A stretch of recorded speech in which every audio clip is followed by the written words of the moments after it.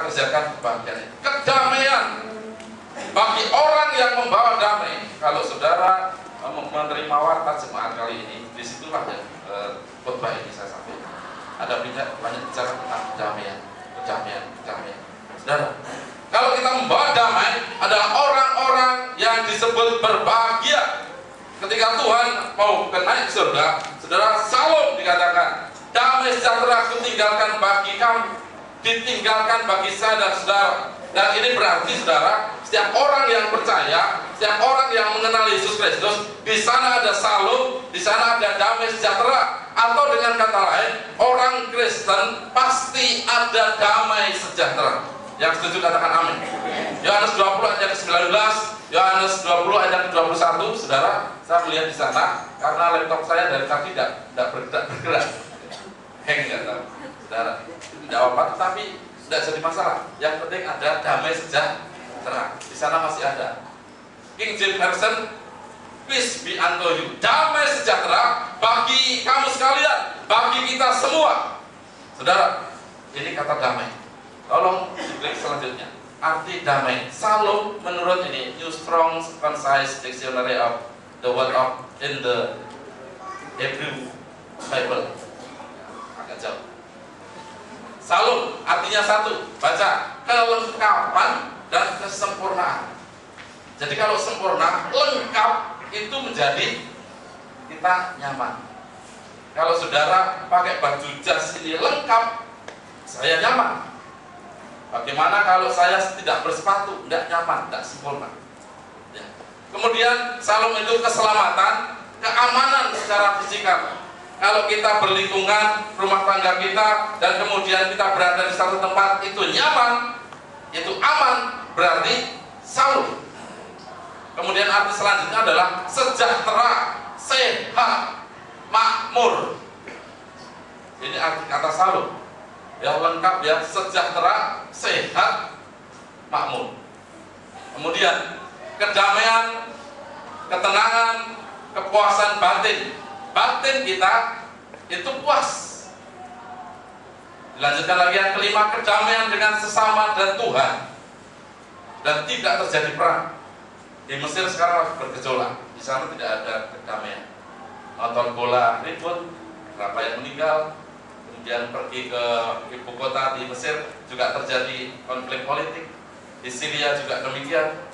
Saudara, ya, biarlah kita berdoa di kota Tarakan tidak terjadi hal yang demikian. Beberapa waktu yang lalu sempat terjadi, tetapi kita berdoa biarlah di tahun-tahun mendatang, di hari yang mendatang tidak ada perang, tidak ada perselisihan, percekcokan dan lain sebagainya.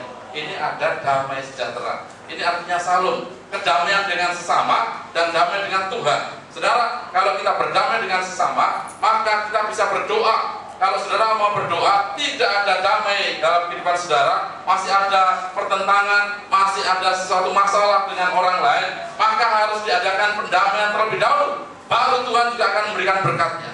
Yang setuju katakan amin. Sebelum saudara menikmati perjamuan kudus ini, berulang kali saya tekankan supaya kita minta pengampunan dari Tuhan, berdamai dulu dengan Tuhan. Tuhan, saya salah kemarin. Tuhan, saya salah hari ini. Tuhan, saya salah hari ini. Saya melanggar hal-hal yang demikian. Yang mengetahui pelanggaran itu adalah pribadi kita sendiri, bukan orang lain. Ya. Saudara, setiap kali kita melakukan hal yang salah, pasti hati kita, oh ini salah, saya salah. Saudara, berdamai dulu dengan Tuhan. Orang yang demikian dan orang-orang yang membawa damai.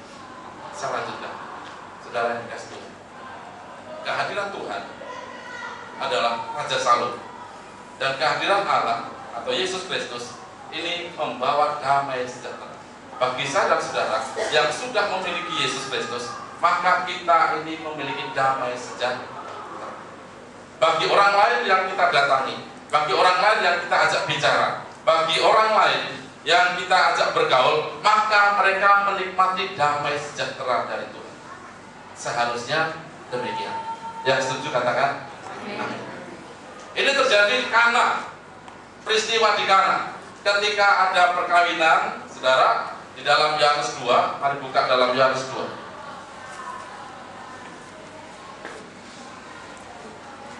Ketika ada kehadiran Yesus, itu membawa damai sejahtera. Di dalam Yohanes 2 Saya bacakan demikian, pada hari ketiga ada perkawinan di Kana yang di Galilea, dan ibu Yesus ada di situ. Yesus dan murid-muridnya diundang juga ke perkawinan itu. Tidak hanya Yesus sendiri, tapi Petrus, Yakobus, Yohanes, Andreas semuanya diundang. Ketika mereka kekurangan anggur, ibu Yesus berkata kepadanya, mereka kehabisan anggur. Saudara, mereka kehabisan anggur. Pembacaan Alkitab tidak saya lanjutkan karena saudara sudah mengerti tentang peristiwa ini, tentang cerita ini. Dan ketika itu saudara, pemilik dari perkawinan ini, tuan rumah ini adalah masih kerabat dengan Maria, masih kerabat dengan Elizabeth. Mereka masih keluarga, hubungan keluarga. Maka tidak heran Yesus diundang. Dan karena Tuhan Yesus memiliki sahabat-sahabat, memiliki pengikut, maka mereka juga diundang ke situ. Perhatikan, kehadiran Yesus itu membawa pengaruh yang sangat besar. Walaupun memiliki kekurangan, walaupun terjadi hal yang tidak menyenangkan karena kehabisan anggur. Berulang kali hamba-hamba Tuhan menyampaikan kalau anggur ini adalah sesuatu yang sangat penting bagi orang-orang Palestina, bagi orang-orang Israel ketika itu. Anggur ibaratnya adalah makanan pokok yang bisa membuat bangga prestis orang lain, maksudnya diri pribadi. Kalau di sini saudara, mungkin kebutuhannya adalah seperti makanan yang seperti nasi, makanan pokok. Kalau di sana ketika itu adalah anggur. Kalau anggurnya kurang, maka akan semakin nilainya semakin tidak baik. Kalau menyajikan anggur yang tidak baik juga, maka keluarga ini bisa dikatakan ini keluarga yang notabene-nya kurang baik juga. Saudara perhatikan, ketika ada satu jamuan yang besar, maka terjadilah mereka kehabisan anggur. Ketika kehabisan anggur, saudara, pasti penyelenggara ini sibuk luar biasa. Dan puji Tuhan, ada kehadiran Yesus. Dengan kata lain, saudara, setiap kali kita ada masalah, setiap kali kita ada tantangan yang mungkin membuat kita ini tidak nyaman, membuat kita mungkin ya di masyarakat tidak baik, tetapi kalau kehadiran Yesus itu akan membalikkan fakta dan akhirnya mendapatkan berkat dari Tuhan. Kehadiran Yesus membawa mujizat, kehadiran Yesus memulihkan, dan keluarga ini kemudian terangkat derajatnya karena apa saudara? Ada kehadiran Yesus Kristus. Keluarga-keluarga yang akan diteguhkan hari ini, khotbah ini ditujukan khusus pada mereka dan juga kepada saudara semua secara umum. Ya. Ketika Yesus hadir dalam keluarga masing-masing, semakin memperluas kehadiran Yesus, maka mujizat itu semakin nyata, damai sejahtera semakin nyata. Saya sangat bangga dengan Pak Peter Abdul Rashid yang sudah 37 tahun, ya, 37 tahun menikah. Pasti saudara punya banyak pengalaman. 37 tahun. Ya, di sana pasti ada cekcok, ada perselisihan. Saudara, ya, Ibu ya, Bu Vina, Pak Rashid pernah berantem, pernah Pak berantem. Ya. Tapi keluarga ini semakin hari semakin datang. Hari ini saudara menjadi teladan bagi kita semua. Walaupun sudah sangat senior, tapi pengen kehadiran Yesus itu lebih jauh lagi. Ya. Mengundang Tuhan, ketika diumumkan gereja ini ada peneguhan perkawinan, pernikahan, mereka datang cepat dan ikut konseling. Konseling yang paling ramai adalah waktu mereka berlima di rumah saya. Seru. Rupanya masih banyak yang harus dibenahi. Walaupun memang sudah 37 tahun ya Pak ya. Harus dibenahi karena apa? Tuhan semakin mau menyempurnakan keluarga rumah tangga kita. Ada yang saudara berani memproklamirkan keluarga yang paling baik di mata Tuhan? Ada? Ya, tidak ada. Dan kenyataan saudara dari keluarga-keluarga ini mengakui ada banyak kekurangan-kekurangan, mungkin kurang memperhatikan istri selama ini, mungkin kurang memperhatikan suami dan lain sebagainya. Itu semakin diteguhkan. Dan ini bisa terjadi kalau ada kehadiran Yesus seluas-luasnya. Yang setuju katakan amin. Pak Agus setuju Pak? Kita semakin diteguhkan. Terbuka Tuhan, dialah Yesus hadir. Kehadiran Yesus membawa mujizat dari anggur saudara yang habis tidak ada anggur, kemudian ada air di sana, maka air itu dirubah menjadi sesuatu yang sangat berharga, yaitu anggur. Bagi saudara, bagi kita semua, kalau ada sesuatu yang kita kurang dalam kehidupan kita ini kurang, kalau kita persilahkan Yesus hadir, maka itu akan dirubah menjadi sesuatu yang sangat luar biasa. Yang setuju katakan amin. Saya dan saudara adalah biasa-biasa saja. Sebelum Tuhan Yesus masuk ke Yerusalem, saudara ingat cerita ini, bahwa Tuhan mengatakan nanti di pintu gerbang ada di sana keledai betina. Sudah keledai betina baru melahirkan lagi, jadi sangat lemah, dan orang tidak suka dengan keledai ini. Karena apa? Dibiarin saja sehingga dia tersangkut di semak duri. Sehingga kalau keledai ini, saya harus hati-hati, kadang saking cepatnya jadi kedelai. Keledai ini, saudara, tersangkut di semak duri, dan orang tidak perhatikan karena apa? Sudah betina baru melahirkan. Biasanya orang-orang Israel memakai keledai ini adalah untuk pengangkut ke medan-medan yang tidak bisa dijangkau oleh unta, sehingga sangat bermanfaat untuk daerah pegunungan atau lembah yang sangat dalam. Itu ini fungsinya keledai, dan itu dipakai untuk sarana angkutan, transportasi, dan itu diperlukan keledai yang kuat. Tetapi ini sudah betina, saudara, baru melahirkan lagi, sehingga orang lalu lalang keluar masuk Yerusalem tidak perhatikan itu. Tuhan mengatakan kepada murid-muridnya, nanti kamu ke Yerusalem, di sana ada keledai dan bawa kemari. Keledai itu akan aku tunggangi, karena sudah dinubuatkan nabi-nabi sebelum Tuhan Yesus hadir bahwa nanti akan masuk menunggang keledai. Dan akhirnya keledai itu dibawa oleh murid-murid Tuhan ini, dipakai oleh Tuhan. Perhatikan dengan baik. Yang saya maksudkan adalah, saudara, ketika keledai ini ditunggangi Tuhan, yang dinaiki oleh Tuhan, masuk ke Yerusalem, semua orang menghormati kehadiran Tuhan. Maka saudara, palem-palem diberikan, dihamparkan, baju-baju dihamparkan, kemana keledai ini akan lewat. Siapa yang mengendalikan keledai ini? Tuhan Yesus. Saudara, dikatakan Hosana, Hosana di tempat yang maha tinggi, terpujilah Tuhan. Ada yang mengatakan terpujilah Mesias Allah Israel. Saudara, sambil nunggang ke keledai. Kalau keledainya itu misalkan saya dan saudara bangga disanjung-sanjung. Saudara, pasti keledainya itu senang dilihat orang banyak. Mungkin ada kuda di situ atau unta di situ, aku dipakai oleh Tuhan. Dada unta, dada kuda. Tidak ada yang seperti saya, mungkin dalam hatinya ngomong demikian. Saudara, bukankah kita sebenarnya seperti itu? Kita ini tidak berdaya, tetapi ketika dipakai oleh Tuhan, maka orang memuji-muji dia. Pasti orang, ini kan keledai yang tersangkut di semak duri itu, sekarang dipakai. Bahkan ketika lewat, saudara, keledai ini mau menginjakkan kaki, itu baju-baju orang-orang diinjak-injak oleh keledai. Baju yang mahal-mahal dihamparkan, palem dihamparkan di situ, supaya saudara, kaki keledai ini tidak langsung ke tanah, tidak langsung ke batu. Saudara, perhatikan, ketika saya dan saudara dipakai oleh Tuhan, dikendalikan oleh Tuhan, saudara, banyak orang akan memberikan fasilitas bagi saudara supaya saudara menikmati kenyamanan. Yang mengerti katakan amin. Yang setuju katakan amin. Kalau mau dipakai oleh Tuhan, dan kenyataan demikian, Hosana di tempat yang maha tinggi, tetapi sentral fokus utamanya adalah Yesus yang ditinggikan, bukan keledainya. Ketika saudara dipakai Tuhan, ketika keluarga saudara dipakai Tuhan, bukan kekayaan saudara, bukan kepintaran saudara, tetapi kita munculkan Yesus karena dia ada di atas, karena dia menunggangi kita. Yang setuju katakan amin.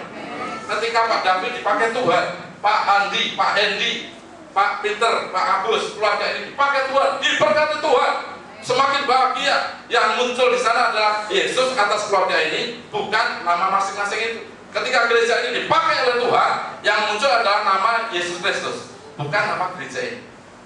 Saudara bangga menjadi anak Tuhan, murid Tuhan, atau bangga menjadi jemaat Betani Gereja? Bangga yang mana, saudara?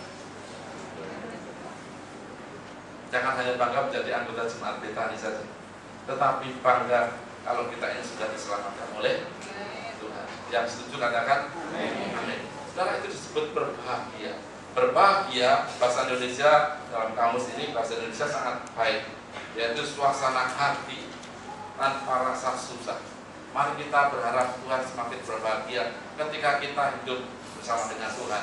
Saudara, padanan dari berbahagia, bersukacita, bergembira, bahasa Yunani-nya adalah makarios, artinya diberkati. Saudara pernah mendengar kata makariso? Apa makariso itu? Kalau wanita tahu nih. Ya, kalau memakai makariso itu maksudnya adalah diberkati, semakin cantik. Bapak-bapak semakin cantik, bukan gitu ya?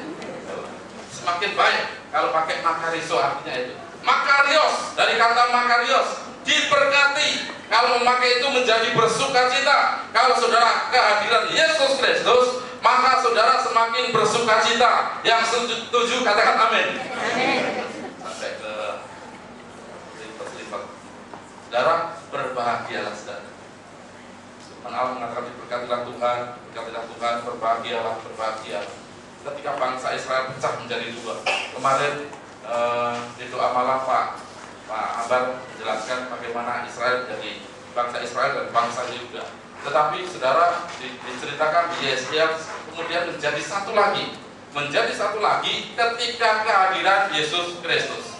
Saudara, ketika kehadiran Allah yang benar, ketika mereka berbeda-beda pandangan, maka ketika kehadiran Allah Yahweh itu mempersatukan. Ketika dalam keluarga kita berbeda pandangan antara suami dan istri, maka ketika kehadiran Yesus akan semakin mempersatukan. Yang setuju katakan amin. Saudara, ini seperti konseling secara umum bahwa hubungan keluarga kita ditaruh bahwa Allah itu paling atas. Hubungan segitiga, Allah paling atas, kemudian suami kanan dan istri kiri. Kuncinya bahagia adalah ketika suami dengan Allah itu hubungannya harmonis, antara Allah dengan suami ini hubungannya baik, kemudian antara istri dengan Allah itu hubungannya juga baik, harmonis, maka antara suami istri otomatis menjadi harmonis. Yang mengerti katakan amin. Kalau orang berusaha, suami istri berusaha baik, tetapi hubungan dengan Allah tidak baik, tidak mungkin akan mengalami salut, tidak mungkin akan mengalami damai sejahtera, karena dasarnya bukan batu yang kokoh, tetapi dibangun di atas pasir. Dan ketika badai datang, maka mudah tertiup dan rubuhlah rumah itu. Saudara, mari kita bangun di atas batu yang teguh, yaitu Raja Damai. Ketika ada beda pendapat, ketika ada sesuatu yang tidak menyenangkan, tetapi kalau ada damai sejahtera, saudara kembali, oh iya, jangan sampai kehilangan damai sejahtera. Yang setuju katakan amin. Saudara, hari ini berbicara tentang kebahagiaan. Bahagia adalah orang yang membawa damai, dan setiap keluarga yang membawa damai adalah keluarga yang senantiasa ada kehadiran Yesus Kristus. Berapa banyak saudara kehilangan damai sejahtera akhir-akhir ini? Berapa banyak saudara tidak berbahagia? Pacaran tidak bahagia, punya anak tidak bahagia, sudah punya istri, suami juga tidak bahagia. Saudara, itu perlu kehadiran Yesus Kristus. Yang setuju katakan lihat kiri kanan, aku melihat di wajahmu ada kebahagiaan. Katakan amin.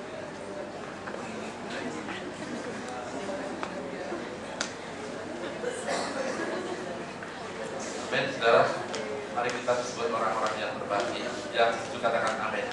Pujian tadi kita nyanyikan, ya Tuhan, setiap jam aku memerlukan Engkau.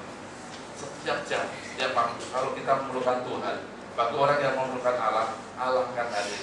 Ya Tuhan, tiap jam aku memerlukan Engkaulah yang memberi sejahtera. Sejahtera itu selalu damai, sejahtera.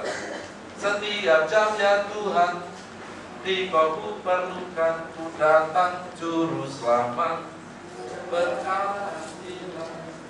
Saudara, kita perlu keselamatan dari Tuhan. Ketika saudara dalam titik yang kritis perlu keselamatan, maka Tuhan akan memberkati saya dan saudara. Yang setuju katakan amin. Mari kita bangkit berdiri bersama. Firman Tuhan sampai di sini.